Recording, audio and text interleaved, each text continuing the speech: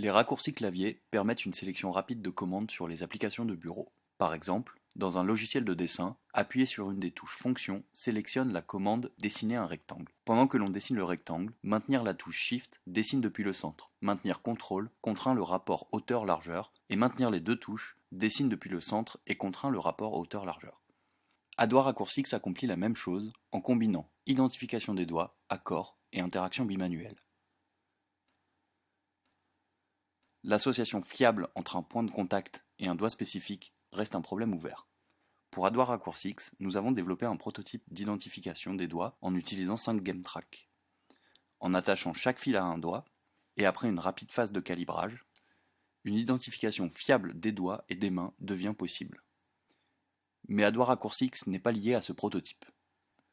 Nous avons aussi prototypé un système utilisant un Leapmotion. Bien que moins fiable, il a l'avantage d'être moins envahissant. Dans le reste de la vidéo, nous utiliserons le prototype GameTrack pour sa meilleure fiabilité. Et nous superposerons une ombre représentant les doigts et les mains pour faciliter les démonstrations.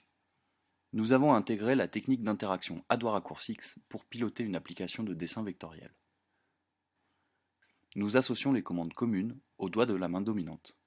Par exemple, l'index sélectionne et déplace des formes, tandis que le majeur édite les paramètres de la forme.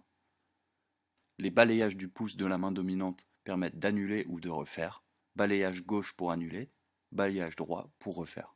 Nous affectons deux doigts de la main dominante à l'utilisation d'outils spéciaux. Le pouce et le majeur ouvrent une loupe et déterminent sa taille. Pincer avec les deux mêmes doigts font disparaître la loupe. Le pouce et l'auriculaire de la main dominante ouvrent un tiroir. Taper avec l'auriculaire tout en maintenant le pouce boucle sur une liste d'attributs à copier, tels que la couleur, le contour ou la police de caractère. Déplacer un objet dans le tiroir le copie, et l'en sortir le colle. Une interaction bimanuelle avec Feedforward remplace une boîte à outils standard.